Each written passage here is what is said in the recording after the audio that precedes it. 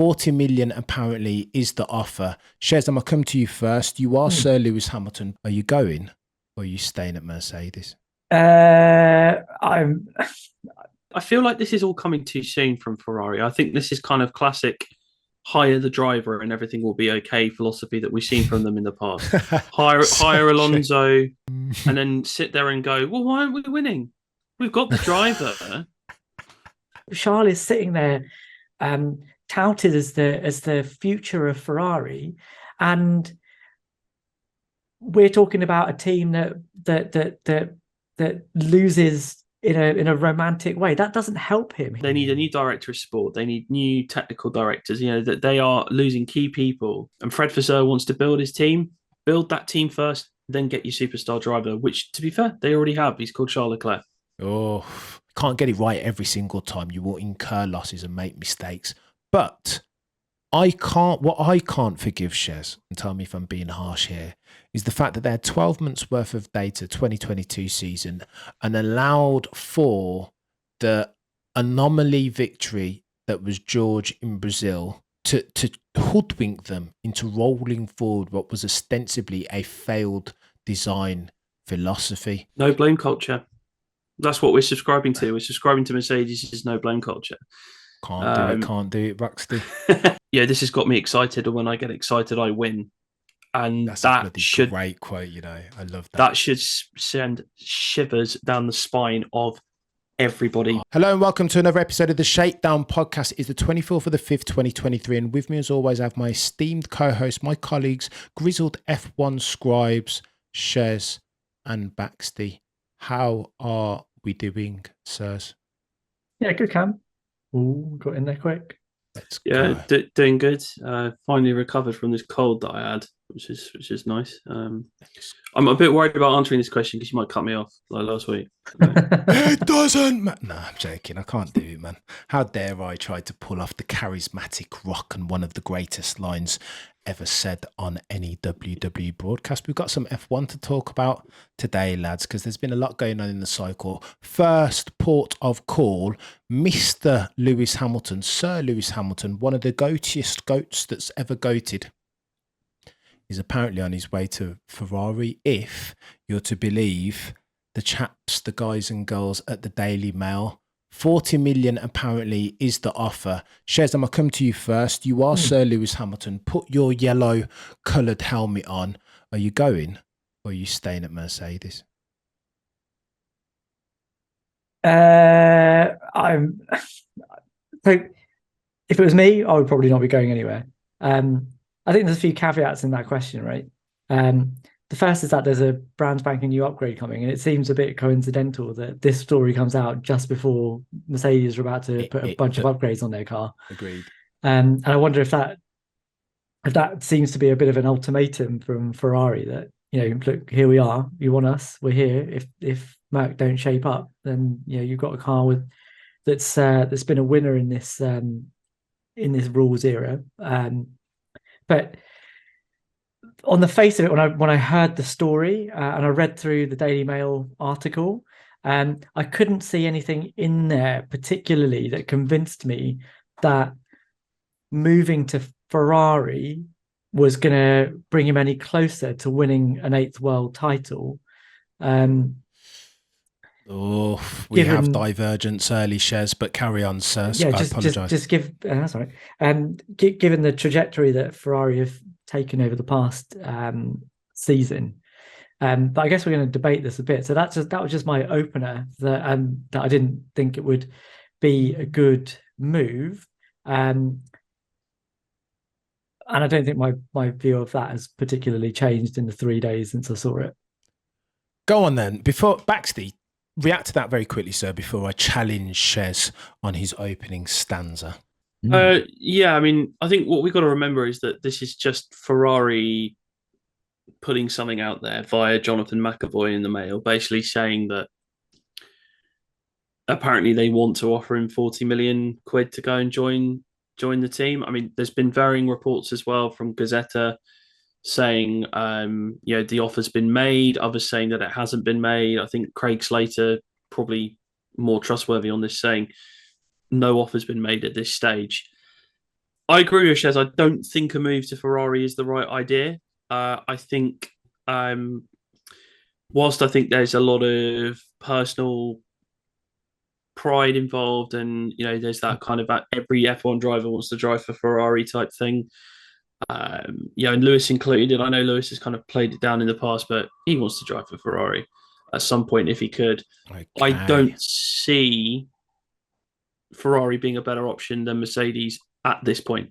Okay, here we go then, lads. Let's get into the meat and potatoes of the thing. So firstly, if Lewis wants to go to Ferrari, and if he's always talked very glowingly and aspirationally about the opportunity to go to Maranello and race for Scuderia Ferrari, just as did his idol, Ayrton Senna, did not have the opportunity to go and do in 95, 96, then what's more to be said in the conversation, right? If he wants to go, then at this point, what's he got to lose? He's got 7 world championships, nothing else to prove. If he's got that as a box on his bucket list, then go ahead and tick it. That's my first thing. Second thing, Shez, to your point, how are we saying that? All right, look, if a quick car is one of the foundational building blocks to get yourself a championship, an 8th in Lewis's case, then are we not saying, as at the 24th of the 5th, 2023, that Ferrari have a better machine in terms of out and out raw pace? Okay, so there's the knock on the race pace, and the tyre deg is absolutely an issue, plus the infrastructure, plus leadership, plus all those other things with the driver hierarchy. Yeah, there's things, mate, of course. But the most important one for me, and for Lewis, I think, if I put my Lewis Hamilton cap on for a second, will be the car. And still now, May of 23, I am saying that Ferrari, that F175, that was last year's SF23, I think it's marginally better than Mercedes. And testament to that will be the fact that Charles Leclerc will put it on pole on Saturday. 100% take that to the bank. Shez, to that you say what, sir? I'd say, okay, so first of all, let's make this clear, right? From my end anyway, I think the mistake is to talk about this in terms of Lewis. This is about Ferrari and what Ferrari want, right? And what they can offer, and their motives for doing this. And I don't think their motives for doing this are 100% in Lewis's best interests, right? That's not why they're doing this. They're doing it to make a big name signing, to create a bunch of headlines, but that doesn't necessarily mean that they're going to make any changes from the infrastructure or technical side to make it any more likely that Lewis is going to be more successful than Charles or Carlos. Okay, that's the first thing off the bat. The second is that,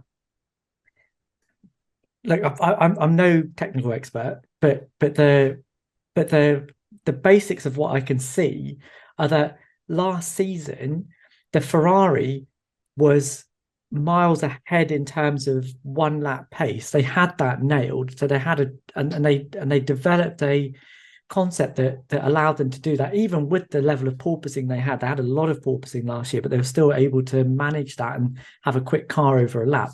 But then their tire issues meant that they dropped back in the races.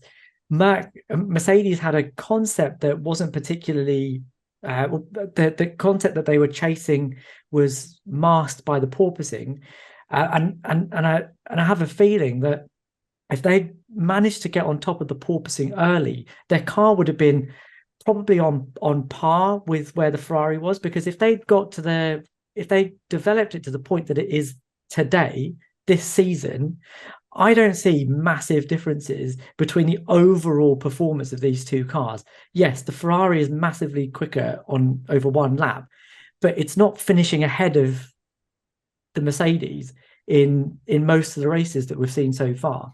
That's fair, Shez. Right. So if you're looking for a performance upgrade, I don't see that. So if that's the reason that you're going to send him to Ferrari, I don't see that as a good reason to send him. But here's the counter to that very quickly, though, Shez. We're talking about the rules change again in 2026, right? So I wouldn't look at it as I wouldn't be short term. I wouldn't frame it in Okay. not just this year, right? Because Lewis is going to be around for a couple of years, at the very least until 2026. You could argue.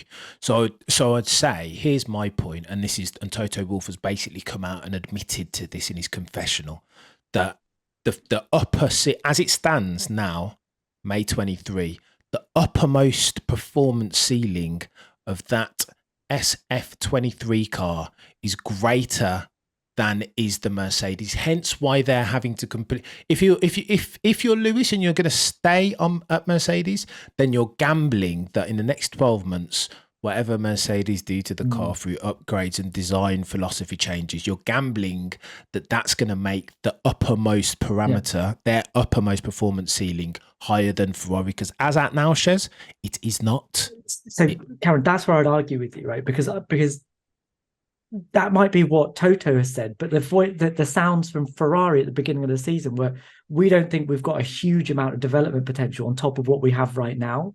So they look like they've reached their ceiling as well. So if you've got two teams that have reached their ceiling in terms of performance and they're broadly equal, but one team is better operationally than the other, why would you move from the better operational team to the one that isn't as good? I hear that there are deficiencies, there are pros and cons to this. Baxty, chime in on this, sir. Yeah, I think it's a difficult one. I feel like this is all coming too soon from Ferrari. I think this is kind of classic hire the driver and everything will be okay philosophy that we've seen from them in the past. Hire Alonso, hire Vettel, and then sit there and go, well, why aren't we winning? We've got the driver. And I think if they were approaching Lewis in 2 years' time after investing in the team and getting everything right and basically putting together a package to say to Lewis, look, I mean, Lewis may already have his 8th by that point, but they can say, look, Lewis, you're still at the top of your game. Come to Ferrari to end your career. Yeah. Then he might be more willing to do it. But I think, let's not forget, he's chasing that 8th title that was stolen from him. And I don't think Ferrari are guaranteed to provide that for him. Guaranteed. You know, the McLaren to Mercedes switch was, in hindsight, obvious because McLaren, he could see already were on the downtrend. Mercedes were on the way up, and they had confidence in their 2014 car. What can Ferrari offer Lewis? Agreed. Other than we are Ferrari? You know, that Mercedes can't offer him. And I think it's all going to come down to the upgrades. We're seeing the new upgrades this weekend in Monaco. It's a new side pod, new suspension, new floor.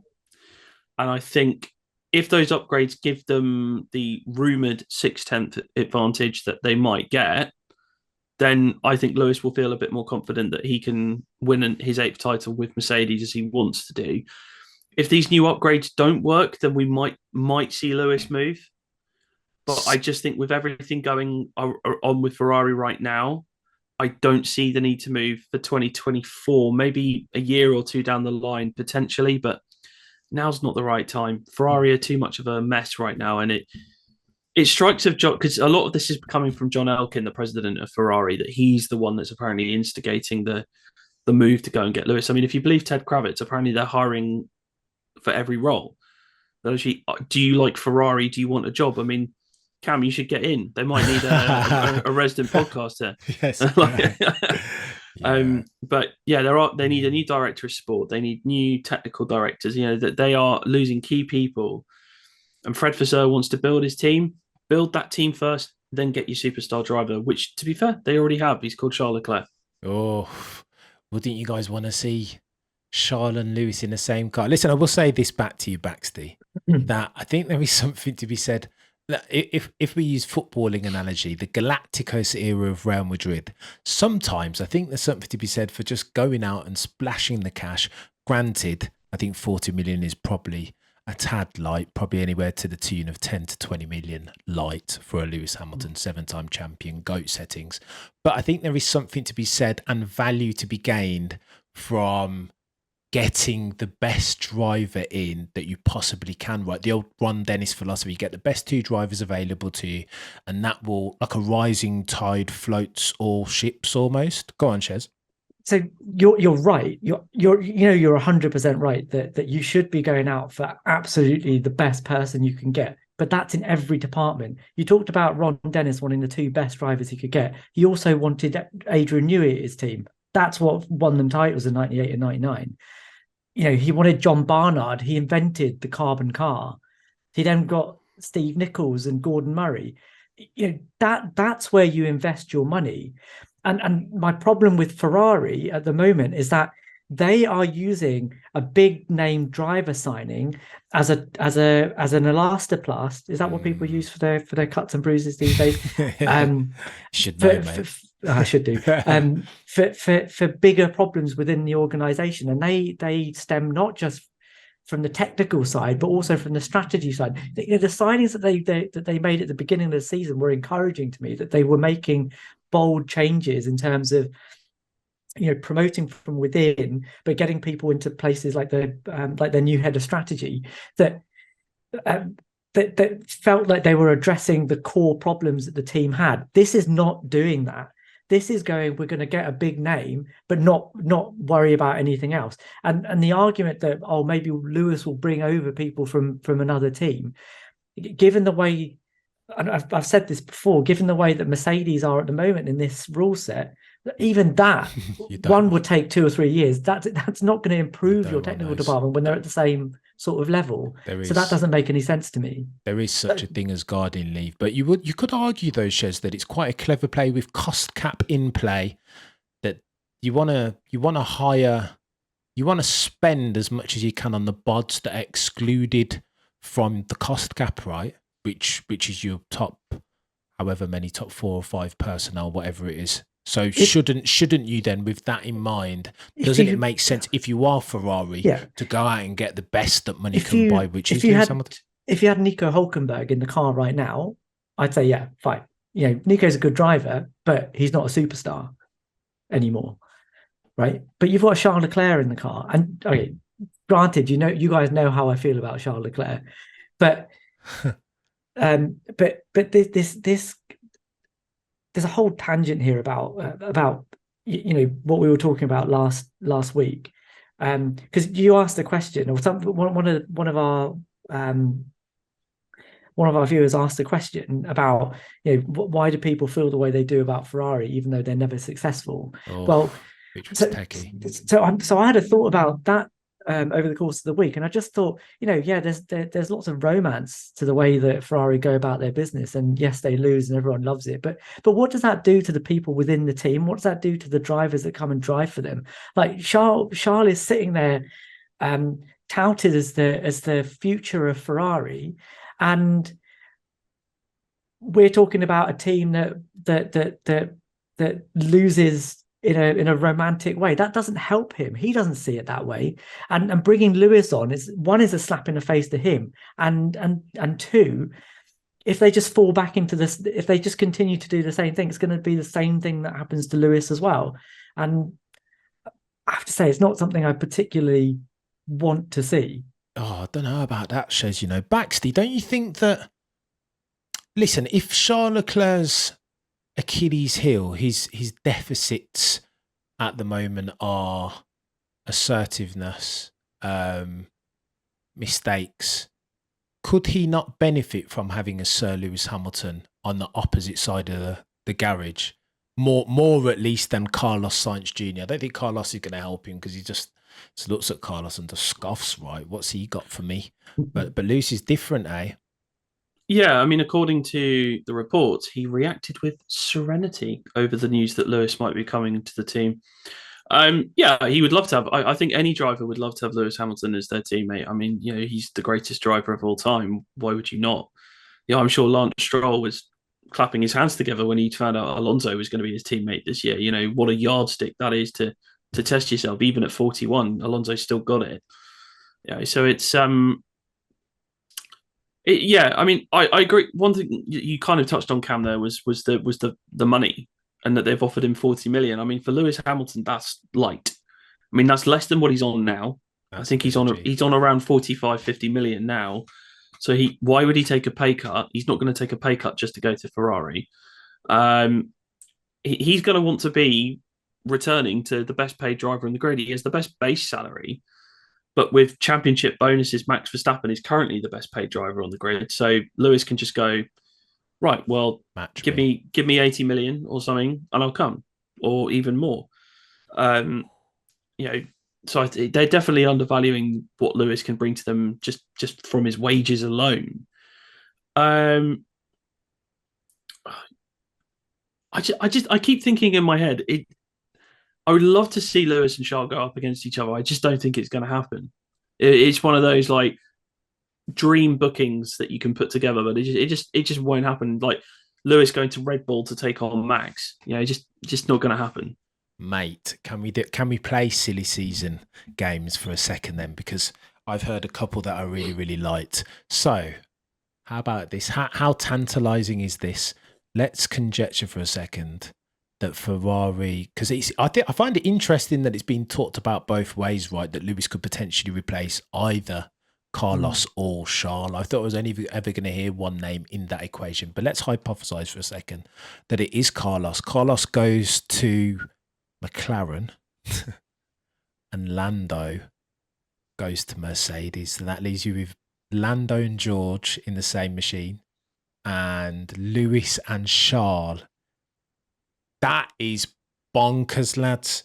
That would be like, that would catapult. If F1 ever needed a like shot in the arm, less than Max and Lewis in the same car, which sadly isn't going to happen in the Sky Sports pod where Ted was talking about this, wasn't he, Baxty?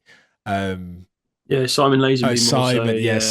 Simon was the guy that put it forth that maybe you could get Lewis. That would be bonkers, but shy of that, because that's not going to happen. I think those are the pairings that could take F1 to a completely different level. Lewis, Charles, Lando, George. What?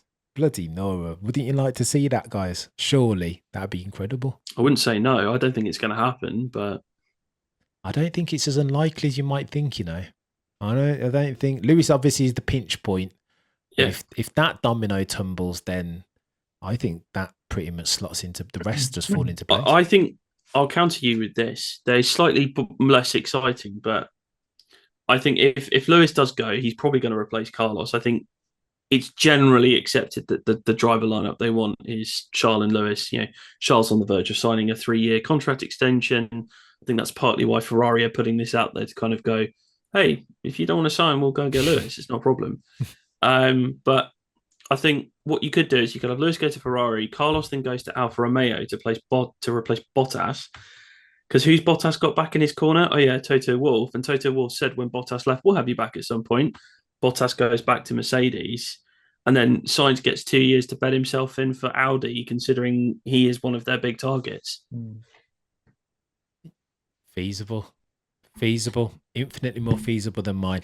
All right, then let's talk about some upgrades as you round third base with one eye on the clock. Mercedes rumoured to be bringing a floor, a front suspension, and some side pods, some pods of the side variety. May at last. Bloody Nora, come on, come on. What are we expecting from these upgrades, Baxty? Are you buying into the half a second hype, or do you think are you managing downwards your expectations here?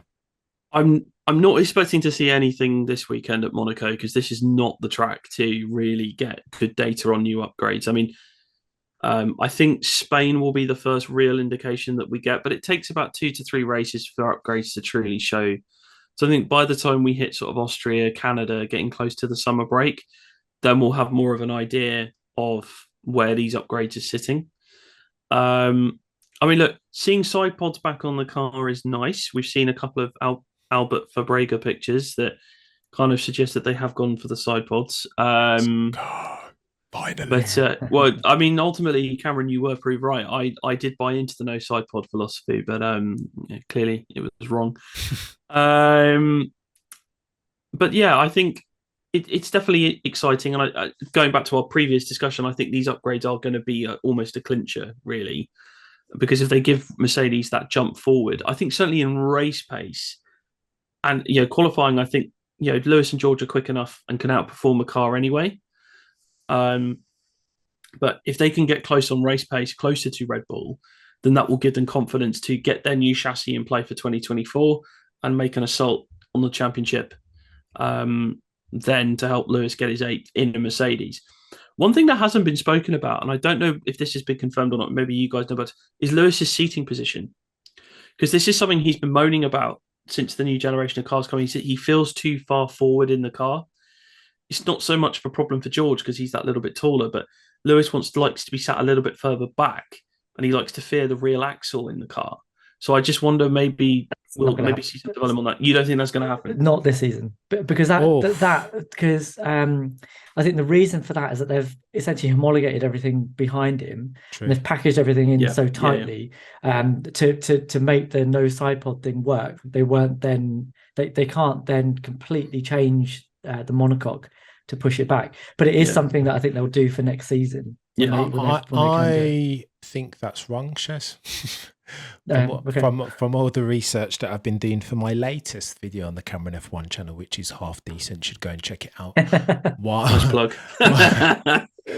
Shameless plug. Why Mercedes? I can't remember the day. Why Mercedes upgrades will change F1 forever.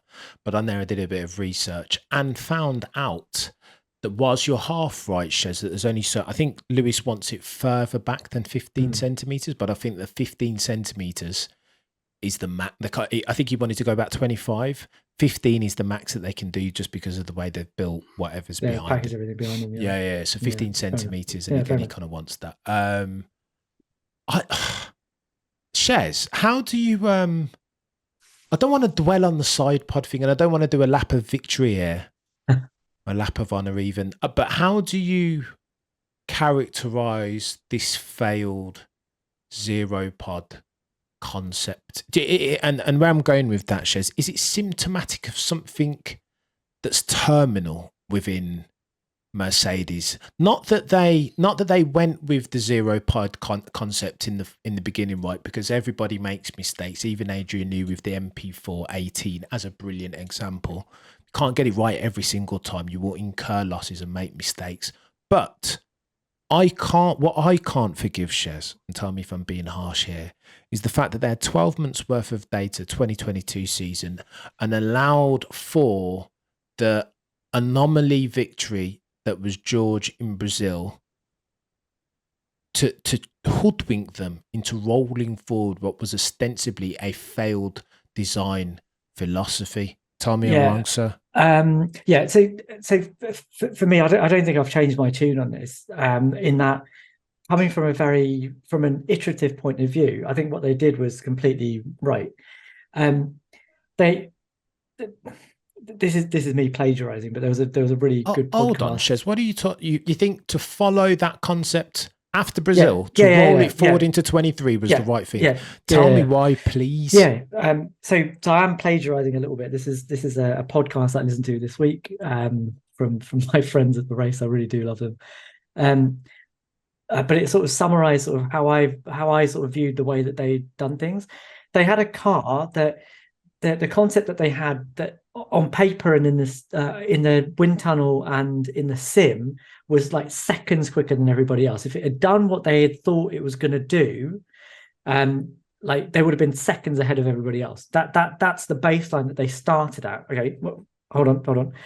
But they turned up at Bahrain 2022, and they had porpoising, and they had to compromise the way they were running the car because of a lack of adjustment in the rear suspension, which meant that the car was compromised. It was porpoising. To get rid of the porpoising, they had to run it higher than they wanted to. They had to run it stiffer than they wanted to. So they felt that over the course of that season, they were running a compromised car that, with a few tweaks, would allow the latent potential of their concept to work and give them the advantage that they expected to see at the beginning of the season.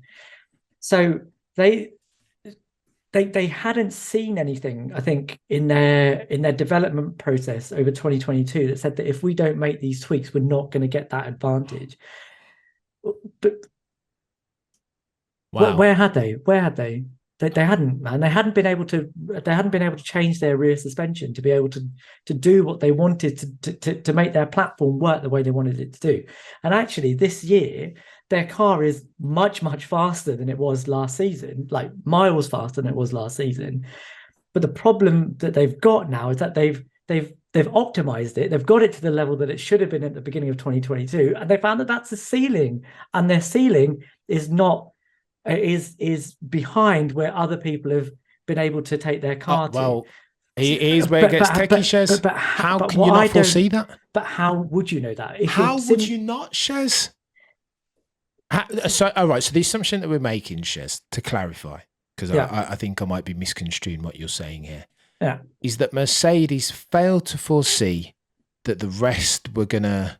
Whilst optimizing their car, they failed to foresee that the rest were going to also, especially Red Bull, were going to take another step forward going into 2023. No, that's not what I'm saying. What I'm saying is that they felt that the latent potential in their car, and remember, at the beginning of 2023, before everyone goes testing, they don't know what everybody else has done. They don't know how much quicker everybody else is going to go. And they were making massive gains versus where they were in 2022. It's just that their massive gain was nowhere near what Red Bull's massive gain was.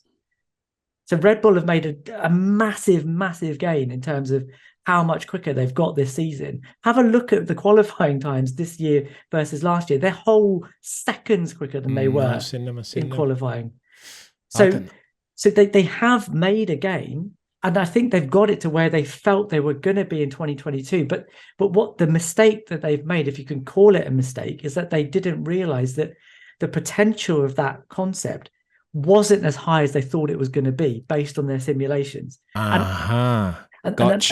And that is how, when you can't see what everybody else is doing in the off season, I don't see how you can foresee that. And that's a problem that I think they've got right now. And it's also a problem with their upgrades now, right? So they are now starting from ground zero. They're starting of course they are. If these upgrades work, they can then follow a development path that flows on from where they've started now. They'll still be behind, but they will be able to catch up. 16 months worth. But they should be able to catch up because they'll have the low-hanging fruit that has already been picked by Red Bull and Ferrari, if you want to put them there as well. Shez, this is chaos, bro. I can't even. I hear you, bro. I do hear you, but I just I would like to have a conversation with the person that calculated the upper ceiling of performance that Mercedes, because all this time, all that I heard from the boffins at Mercedes and the people close to the situation than us is that we were gonna swallow this short-term pain with a view to optimize for long-term gain. Because whilst the car's not fantastic now, if we can get it, like you said in your opening stanza, right? If we can get it to where it can be, then it should destroy all of these other cars on the grid. Baxty, Am I misquoting here? Did you hear similar? Because again, I'm still trying to post-mortem this and put together the piece of the jigsaw puzzle. I don't understand. Yeah, I mean, I can see where you're both coming from. I mean, I'm also going to be plagiarizing a podcast here. I was listening to what Ted was saying about this on the latest Sky Sports podcast, and he said that Mercedes' data was telling them that they had a car that was going to wipe the floor with everybody. And I think they believed that data too much and weren't really listening to what the on-track data was telling them as well. They believed that their concept would work. They didn't listen to Peter Wright about the porpoising. Oh, mate, don't do it. What a joke. They made some fundamental mistakes, and they basically had this on paper World Championship winning car, but unfortunately, the reality on track didn't bear out like that. And unfortunately, we see that in new regulation cycles. We see it with teams have done it all the time. Red Bull missed the mark in 2014. Ferrari and McLaren really badly dropped the ball in 2009. They really missed the mark, and Mercedes have done it here. And whilst it's frustrating for us as Mercedes fans, all three of us to see it, it's how you respond now. And these upgrades, I think it's going to be very interesting to see how they go with it. As I said, Monaco is not really the best track to extract how well they're going to do with that. But I agree with Shez in that I think they were right to go down the path they did, because they kind of said to themselves, we believe in this philosophy.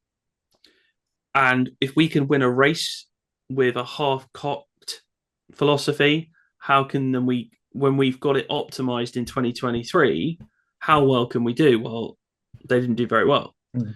And they realized after one qualifying session that it was completely wrong. And all those rumors of the B car that they denied then became true.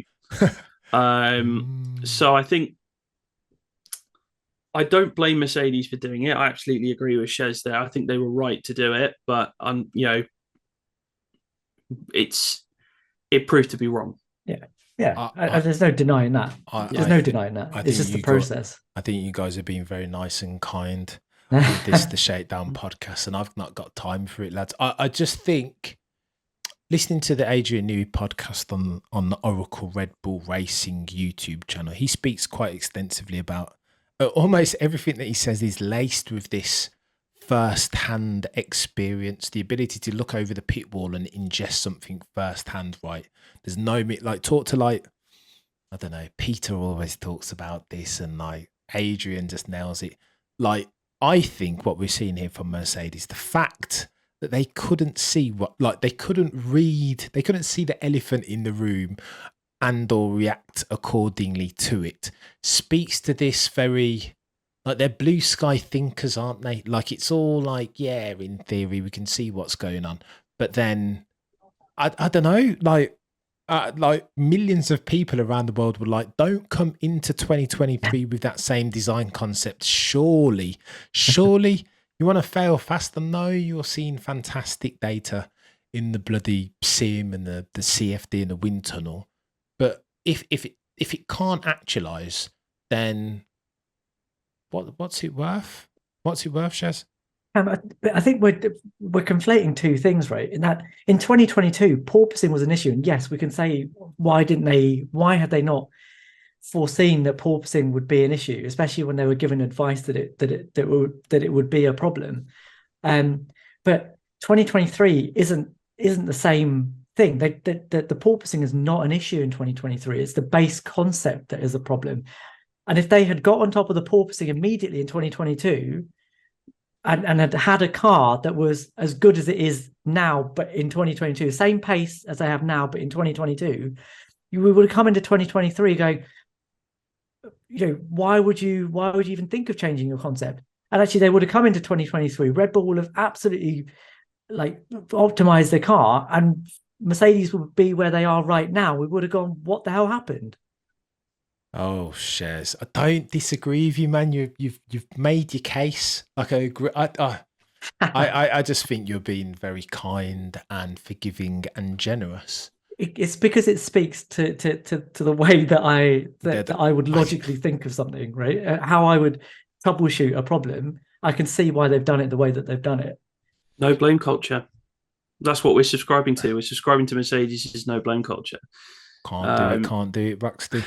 I'm gonna look at this situation and say, when somebody in the room needs to have just a bit of common sense and just listen, guys. I know what you're seeing is brilliant. I understand with the floor, and now that we've nailed porpoising, the sim, the CFD, and the wind tunnel is telling you that we're going to be first and second every single race. But what I've been seeing for the past 12 months tells me different. How about we have a look at what the other nine teams on the grid are doing, and try and debunk this myth that the thing that we're doing, that we're the ones that are right, that we're the only one that's got it nailed. How about we just have a common sense chat about this before we go nose deep again into this concept for another year? Because, Shez, finally, the risk to reward calc on this is going to come back to absolutely destroy them, right? Because now that they've been bought another, however, 6 months, in fact, it's a double whammy, right? Now that they've come into this season with this design philosophy, no longer is their lead time 12 months? It's 24, Yeah, Shez. yeah. That's the issue. The risk massively outweighs everything the you're reward. saying again is absolutely correct. But the problem is that if you listen, so Mike Elliott did a fun little podcast with the Beyond the Grid pod last year. And in that, they were talking about the fact that they did try all of those other concepts. They tried to iterate how far they would go, and they still felt the concept they had was better than what they were seeing. Now that is where I agree with you, that they look at data more than they look at what's happening in front of them, and that is a problem. Can I just before we have to wrap up or go past fourth base or something, can we just talk about the Newey problem? Right, because Newey is a very, very interesting person in that he's from a bygone age, and he talks about it in his book as well, where he was able to cross the line between the mechanical side of things, the aero side of things, and the engine side of things, and he could talk to all of these people with a level of authority that meant, you know, he understood how all those things interacted and it could be brought together, and it's something he still does now. But even Red Bull is going to move away from that. So when Adrian Newey does finally retire, unless he's brought up somebody like Dan Fallows, and I wonder if Fallows is working the way that Adrian Newey does at Red Bull. Is he doing the same thing at Aston Martin? I don't know, but no other team has that. All the other teams are still slightly disjointed, from what I understand, between their aero, mechanical, and engine departments. So being able to have a conversation where one person can see the flaws and the benefits in everyone's argument, without that person being there, I think it's difficult to replicate what Red Bull do. And that's because Adrian Newey, like you said, has been there and done that since the beginning of the 80s. You know, he was in a Fittipaldi. Like, does anyone even remember that team? And troubleshot the Leighton House. You know, he'd left Leighton House by the time Ivan Capelli was finishing second at the 1990 French Grand Prix in his car. You know, so even Adrian Newey makes mistakes, you know, but he knows how to fix them because he's got the experience of knowing that. And now that he's 20, 30 years into his career, he doesn't make those mistakes anymore. But there isn't anybody else like that on the grid, I don't think.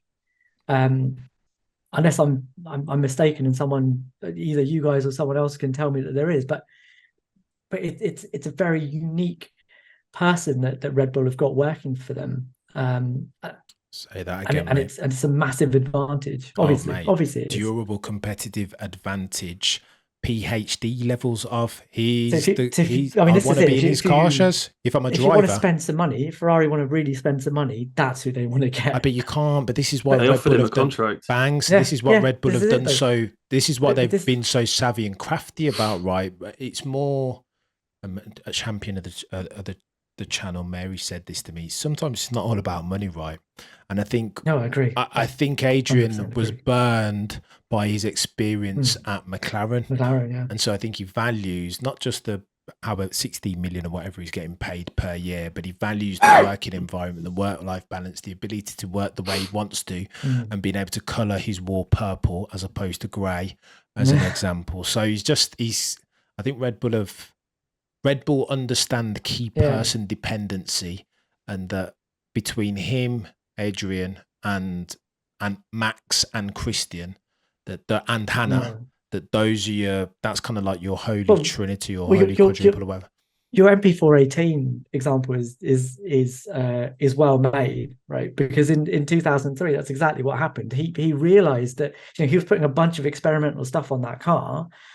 But he realized midway through the season that he needed a chassis change, and Ron Dennis, with a bit of a power play, trying to show that he didn't need Adrian Newey, said, no, we're not going to do that, and chucked away all of the potential in that car.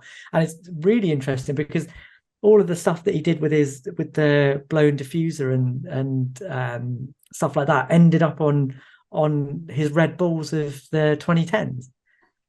Very interesting. And you're right, it's absolutely about the way that Red Bull allow him to work. Bro. But there's so much that other teams can copy from that team that they're not doing right now. Oh, mate, let's not. That is a very deep, dark hole that we haven't got time to get into. Go on then, very quickly, lads, as we round third base. 2 final points. I want you guys to tell me. In fact, I'm going to give you these odds first. Look, so we're going to talk Monaco and we're going to do predictions. Who are you guys predicting? Baxty, I'll come to you first, bro. Who have you got for pole and who have you got for the race victory? I'm going Charles Leclerc for pole. Oh, let's go. I like that. I'm going for El Plan to win it all. Fernando Alonso. You've been waiting on that stat. I suppose the stat they can't ring true on the stat anymore, but you've been pulling for Alonso to bag one. Why Alonso? How is Charles? You think Charles going to stack it? I just think Ferrari are going to do something, and Alonso. It seems to me Aston Martin have been targeting this race. They've been seeing this one as the one to get an advantage on Red Bull and Mercedes and Ferrari and everybody else. And I know the way Alonso's talking, he's got that sort of air of inevitability about him. I don't know what it is. I just got this gut feeling, like I did when I said Alonso would finish P5 in the championship, and everybody roasted me for it. But imagine, look now.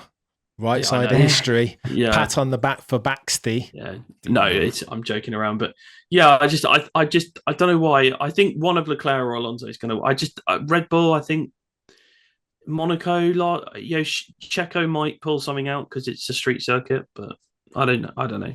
It's a gut feeling. Oh, Baxty. Shez, to that you respond how, sir? Super boring. It's going to be a Red Bull pole and win, but it'll probably be Perez on pole, and unless he has to give up the win or get shuffled back in a dodgy pit stop. I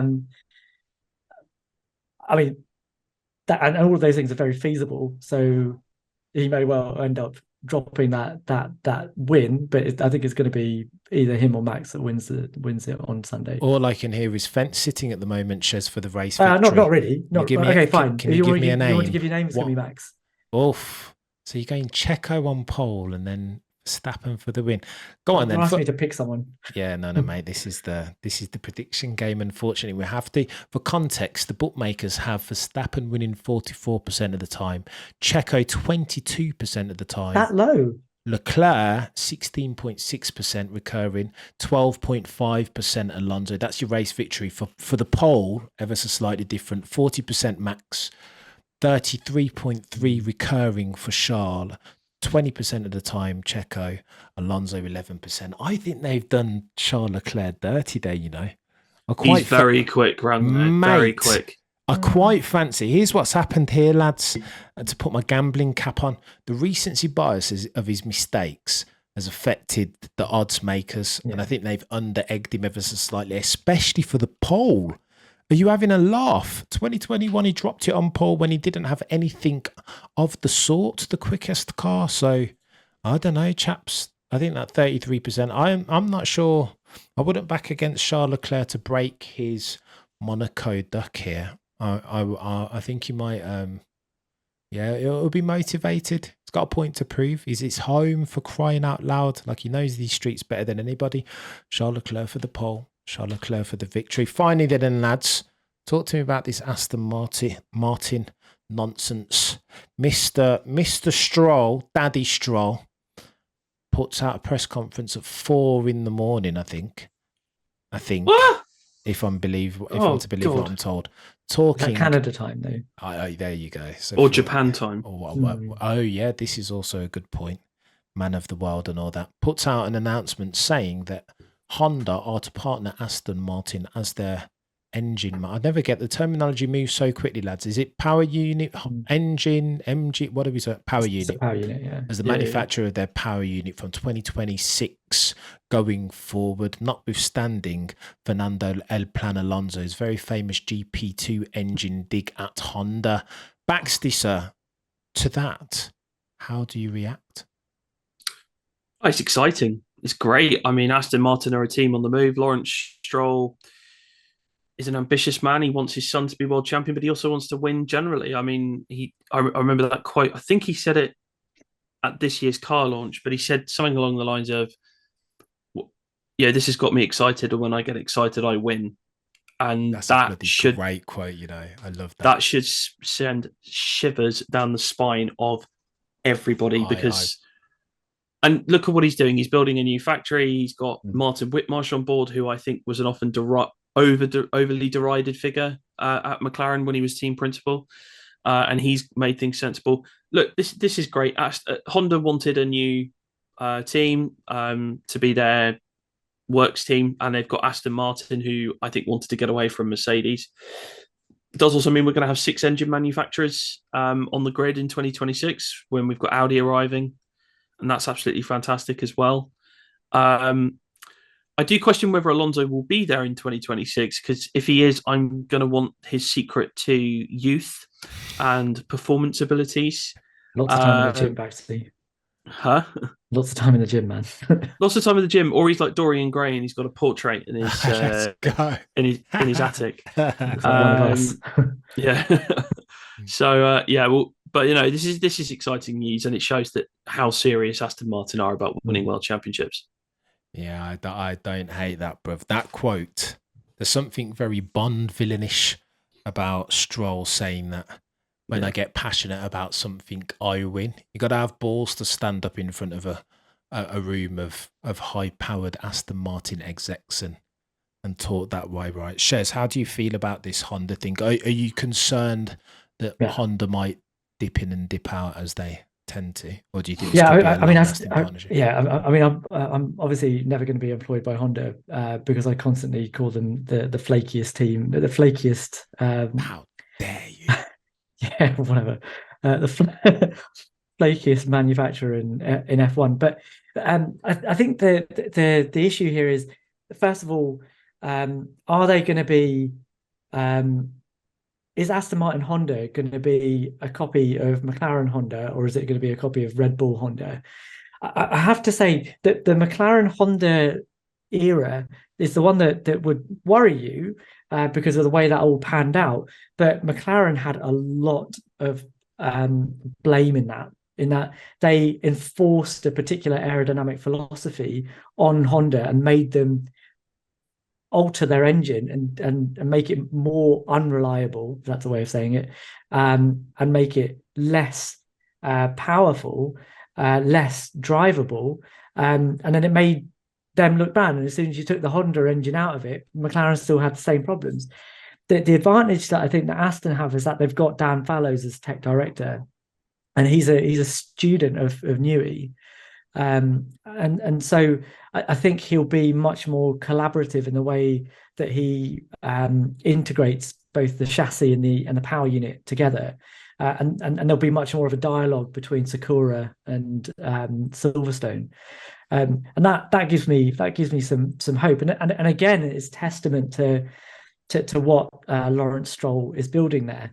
And the way that he's got a big picture in mind, and one that when you look at it on paper at least seems to be fitting together. And the biggest thing about all of this is that, as you say, Baxty, it means that Aston can finally ditch the Mercedes power unit, the customer power unit, because I think the most often quoted truism of F1 is that you need to be a manufacturer to win a title, and as well as Aston Martin are doing right now, they're still compromised by the fact that they're having to use Mercedes' gearbox and rear suspension, and not having to do that when they've got a Honda power unit in the back, as the donkey, as someone famous might put it,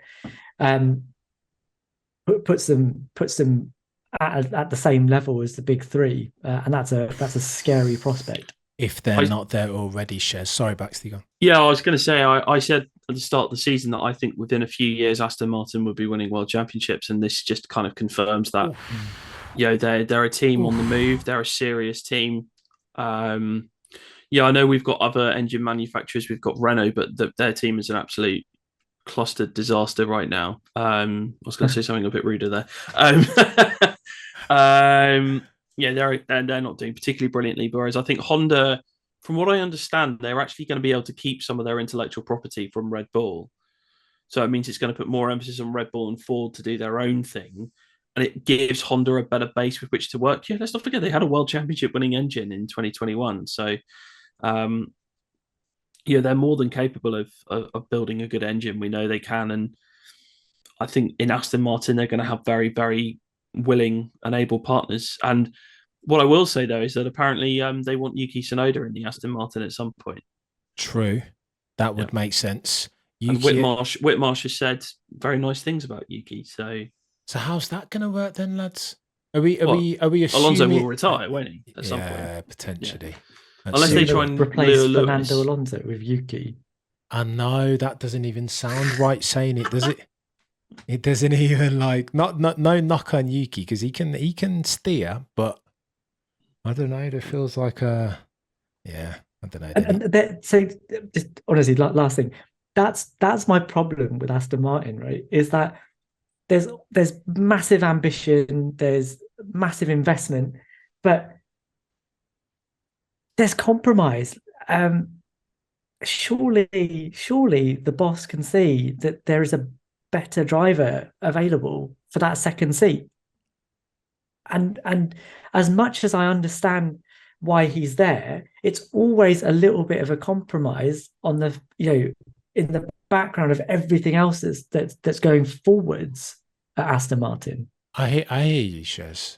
But whilst you I said this at the end of last year, right, when people said, oh my God, it's going to be chaos between Lance Stroll and Fernando Alonso. Whilst Alonso's in that car, the difference is so material between him and Stroll that they're never, ever going to be fighting for the same piece of track, right? To the point where Alonso's got the cheek to come over the radio and say, if he wants to have a go, have at it, son. Let him have a go. You don't need to tell me that no, I'm not going to attack. That means nothing to Fernando Alonso. It's background noise, Stroll. You're not quick enough, mate.